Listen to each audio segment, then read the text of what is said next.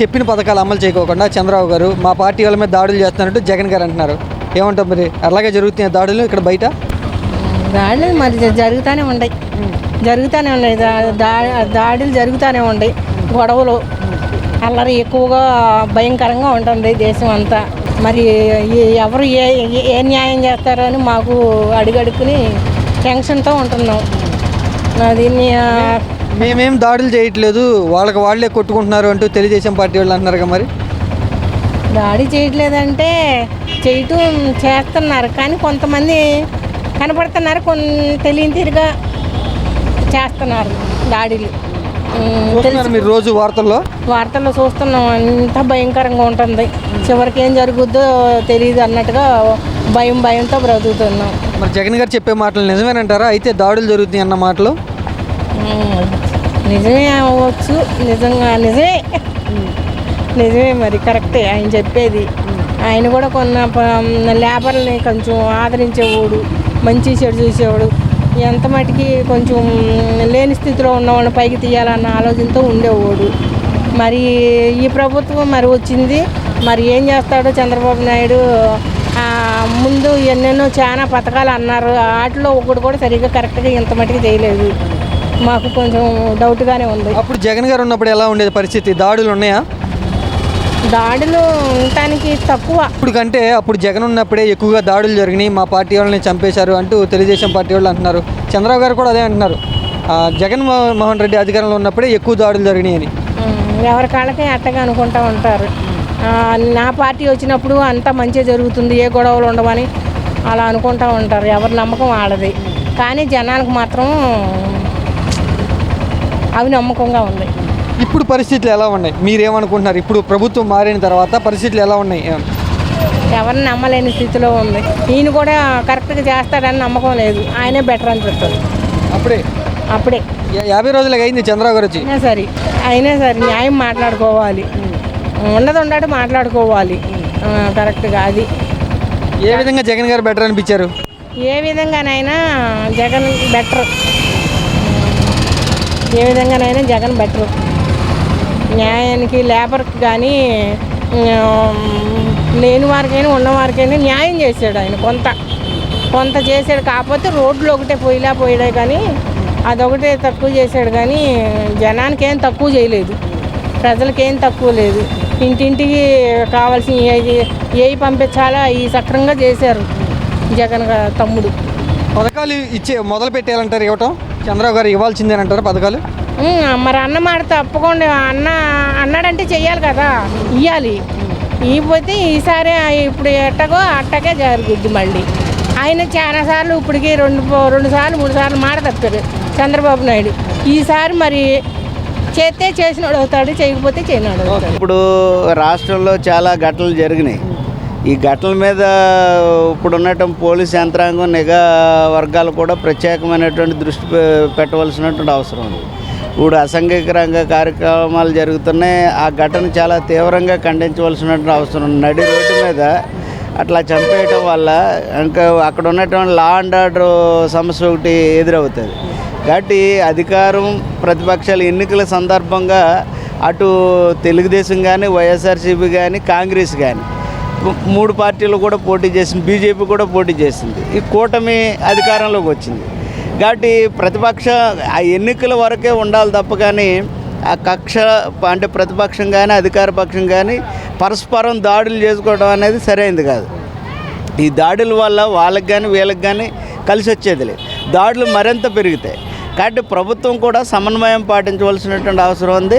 Police డిపార్ట్మెంట్ని కూడా alert చేయాలి, హోంశాఖ కూడా దానికి ప్రత్యేకమైనటువంటి దృష్టి సారించాలి. 50 రోజుల్లోనే ప్రభుత్వం ఫెయిల్ అయిపోయింది, మేము ఉన్నప్పుడు అట్లా ఉండేది కాదు పరిస్థితులు అంటూ వైసీపీ పార్టీ వాళ్ళు చెప్తున్నమాట ఏంటంటారు? వాస్తవం ఏమంటారు? అంటే ఏ ప్రభుత్వం ఆయన అన్నాడు జగన్మోహన్ రెడ్డి 6 నెలల వరకు ఈ ప్రభుత్వాన్ని మేము పరిశీలిస్తాం, కానీ 6 నెలలు కాకముందే రాష్ట్రంలో ఈ ఘటనలన్నీ జరగడంతో ఆయన రోడ్డు మీదకి రావాల్సిన పరిస్థితి. కాబట్టి గత ప్రభుత్వం చేసినటువంటి వాటిని సమీక్షించుకోవాలి, గత ప్రభుత్వం కంటే మెరుగ్గా చేయాలి. ఇప్పుడు అనేక రకాల హామీలు ఇచ్చింది, హామీలు ఎంతవరకు నెరవేరుతాయనేటువంటి అమ్మఒడి అందరికీ ఇస్తామన్నారు, అట్లా ప్రతి మహిళకి 1500 ఇస్తామన్నారు. ఇంకా అనేక రకాల హామీలు ఇచ్చారు. కార్మికులకి సంక్షేమ బోర్డుకి తిరిగి డబ్బులు పంపిస్తామని చెప్పేసి అన్నారు. ఇలా రకరకాల ఎన్నికల ముందు హామీ ఇచ్చారు. కానీ ఆ హామీలు పూర్తి స్థాయిలో అమలు చేయవలసినటువంటి బాధ్యత అధికార పార్టీకి ఉంటుంది. కాబట్టి తక్కువ టైం అయినప్పటికీ కూడా వాళ్ళు సమీక్ష చేసుకోవాలి. ఇట్లా దాడులు చేసుకోవటం వల్ల ప్రజల్లో ఒక వ్యతిరేకత ప్రభుత్వానికి వస్తుంది. ఎవరు ఎక్కినా ఏ చేసినా మేము కష్టపడి తప్పదు, ఓట్లు వేసాం అంతే. ఇప్పుడు నాకు ఆపరేషన్ అయింది, నాకు బండి ఇస్తా ఉన్నారు, అది ఇస్తా ఉన్నారు, ఏమి ఇలా ఇగో పొద్దున్న లేచుకుంటున్నాం, కష్టపడుతున్నాం, తింటున్నాం, ఏదో నా భార్య నేను బతున్నాం. అది అంటే ఏమంటారు, కూటమి ప్రభుత్వం వచ్చిన దగ్గర నుంచి ఏపీ డెవలప్ అయ్యింది అనుకుంటున్నారు మీరు? ఏపీ డెవలప్ అవుద్ది చంద్రబాబు గారు చేయగలరు అనుకుంటున్నారా?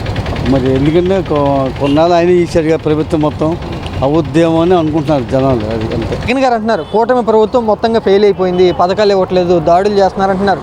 అంటే కూటమిలో జనసేన పార్టీ కూడా ఉంది కదా. నేను ఒక ఎంప్లాయీని ఎంక్వైరీ చేశాను, వాడికి 20% హెచ్ఆర్ఏ అయితే 14% ఇచ్చారంట. ఆ ఒక ఉద్యోగస్తుని ఎంక్వైరీ చేశాను నేను, వాడి దగ్గరే దింగాడంట జగన్మోహన్ రెడ్డి. అందుకని మరి ఎవడో మంచోడు అనలేము. ఇప్పుడు నారా చంద్రబాబు నాయుడు మంచోడు అనలేము, జగన్మోహన్ రెడ్డి మంచోడు అన్నారు. ఓకే, ఒక పథకాలు ఎక్కువ పెద్ద మొత్తంలో పథకాలు చెప్పారు చంద్రబాబు గారు చేస్తారని, అది చేయగలరు అనుకుంటున్నారు మీరు? ఏమో చేస్తే కానీ ఒకటి ఇప్పుడు నా 3000 పెన్షన్ ఇస్తుంటే 4000 ఇస్తాను వీడు. మరి 4000 ఇస్తున్నాడో లేదో మనకి ఎట్లా తెలుసుద్ది? తెలియదు. ఇచ్చారు, నాకు పెన్షన్ లేదు, మీకు లేదు.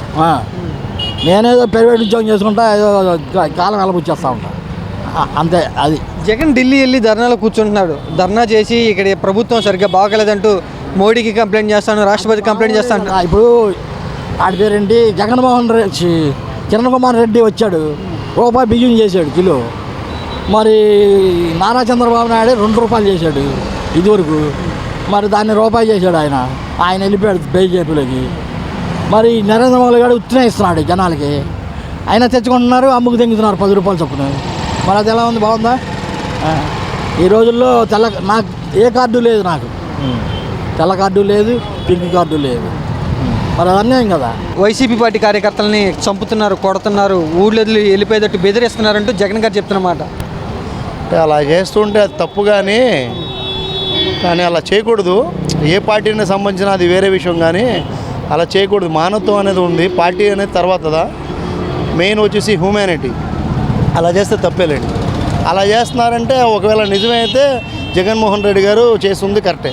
ఈ 50 రోజుల్లో గవర్నమెంట్ ఫెయిల్ అయిందంటూ చంద్రబాబు గారు చెప్తున్నమాట, అదే జగన్ గారు చెప్తున్నమాట నిజమేనంటారా? సార్, ఏ పనైనా 50 రోజులు 100 రోజులు ఎవడో ప్రకటించలేడు. దేనికైనా టైం కావాలి. అంటే నేను ఒక పార్టీ తరపున మాట్లాడట్లా, అంటే ఇప్పుడు నాదే ఉంది, బిజినెస్ ఉంది. ఒక 1 మంత్లో నేను ప్రాఫిట్ తెచ్చి చూపించగలుగుతాను తప్ప 11 మంత్స్ ప్రాఫిట్ వచ్చిద్దో లేదో దానికి గ్యారెంటీ ఇవ్వలేవా. కాబట్టి ఒక చంద్రబాబు నాయుడు గారు ఇప్పుడు పవర్లో వచ్చిన తర్వాత ఆయనకి ఒక 1 ఇయర్ టైం ఇవ్వాలి. ఎవరికైనా, ఆయనే అని కాదు, ఎవడైనా. ఇప్పుడు కాంగ్రెస్ వచ్చినా, వైసీపీలో వచ్చినా ఒక 1 ఇయర్ టైం ఇవ్వాలి.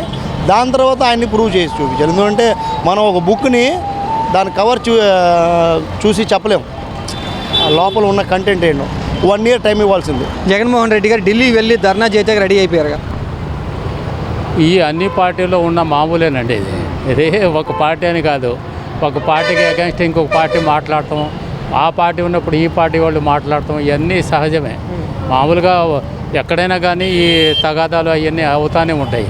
కానీ లా అండ్ ఆర్డర్ మామూలుగానే పోలీసుల చేతిలో ఉంది, అది మామూలుగా కంట్రోల్ అవుతూనే ఉంటుంది. ఆయన ప్రభుత్వం అయినా కానీ కంట్రోల్ అవుతూనే ఉంటుంది, ఈయన ప్రభుత్వంలో అయినా కంట్రోల్ చేస్తూనే ఉంటారు. కాకపోతే అయితే కొన్ని శత్రుత్వం వలన కొన్ని పోట్లాట్లు అవుతుంటాయి. వ్యక్తిగతంగా శత్రుత్వం ఉండి పోట్లాట్లు చేసుకుంటుంటారు, అదనమాట.